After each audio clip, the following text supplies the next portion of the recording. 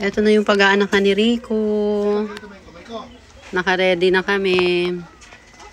Although, late preparation na kasi hindi namin sure kung buntis nga siya. So, dito siya nakapwesto. Dito siya pwesto. Naglagay lang ako ng karton, ng isang tela, at saka makapal na humot. Then, naglagay ako ng, ang tawag dito, underpads. Tapos, then may underpads. Kulang to. Then, wipes para gagamitin ng magpapaanak. Meron din kaming weighing scale.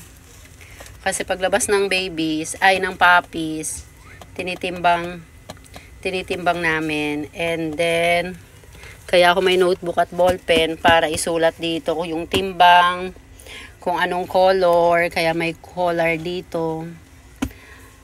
Tapos kung anong oras siya lumabas at yung timbang niya.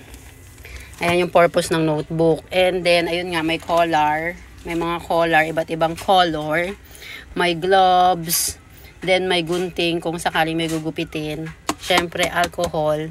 Ito naman sa side na to, may malaki kaming batya. Ayan, malaking batya yan. Sobrang laki. Ayan, hiniram lang namin to kay Tita Pin. Dito, ilalagay yung mga puppies. Ayan.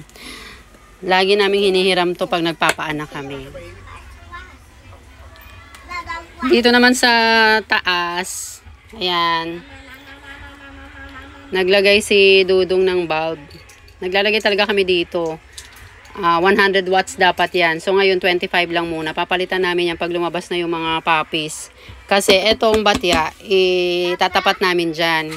Kailangan kasi silang mainitan.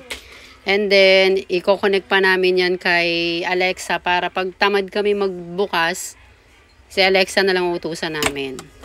So ayun. So try nating tawagin si Rico. Kasi madalas na siya pumupunta dito eh. So alisin ko muna to. Try natin siyang tawagin dito para makita nyo yung si Rico, para makita nyo. Rico!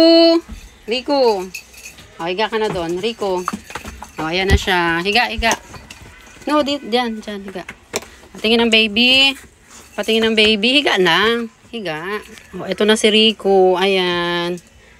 Ano, nilinis ko na yung tiyan niya kasi, I mean, inahitan ko na siya para kitang-kita yung malinis, mamaya hindi masyadong maanuhan ng dugo. Ayan, pati yung buntot niya. Ang kulit, oh. Pati yung buntot niya, ginupit ko na.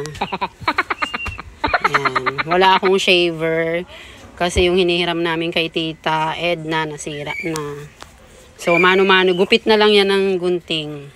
So, ayan si Rico. Sana, sana maging normal at maayos yung kanyang nanganak. Ayan.